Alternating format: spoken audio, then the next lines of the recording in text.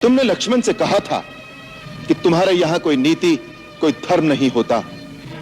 हमारे यहां युद्ध का भी धर्म होता है।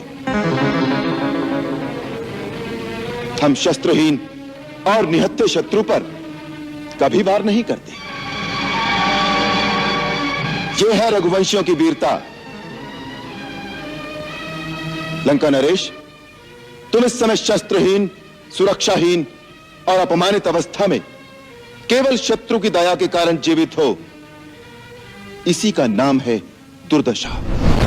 कोई किसी की मृत्यु का कारण नहीं होता।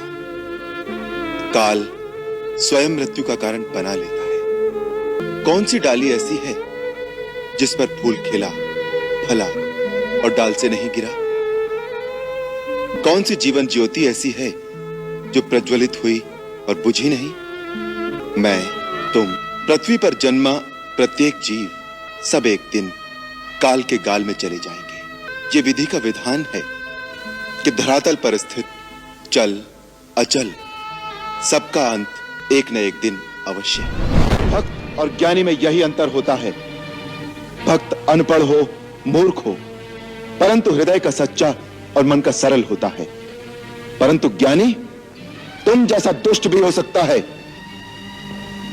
जिसके हृदय में अधर्म और कपट होता है, उसकी अवस्था तुम्हारे जैसी होती है। जिसे स्वर्ण लंका के राज सिंहासन पर बैठकर भी जीवन की अपूर्णता का कांटा चुभ रहा है। दानवेश्वर, लगता है आप हमारी मान्यता को मिटाने की ठान कर आए हैं। जिस अखिलेश्वर का अवतार मान आप हमें उसके सन्मुख झुकाने आए हैं, स्वयं उस साक्षात वैकुंठेश्वर विष्णु के सामने भी हम नहीं झुके। उसके सुदर्शन चक्र का प्रहार हमें तिल भर भी झुका नहीं सका, तो उसका अवतार हमारे लिए किस गिनती में है? ये न भूलिएगा दानवराज कि लंकेश दशानन का शीश कट सकता है, झुक नहीं सकता। और दशानन का शीश झुकाने वाला पृथ्वी पर भी पैदा नहीं हुआ। बहुत हो चुका ये प्रलाप। मतिमंद, तूने रावण की शक्तियों को नहीं पहचाना। हमारा हाथ खड़क की ओर जाता है तो आकाश में लोकपाल भय से कांपने लगते हैं।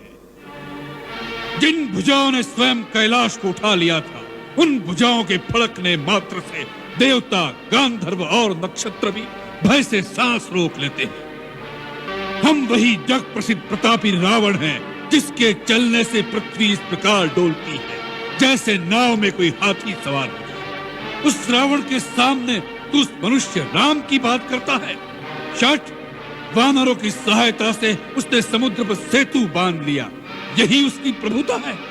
समुद्र को तो पक्षी भी लांग लेते हैं, उससे वे सभी शूरवीर नहीं हो जाते।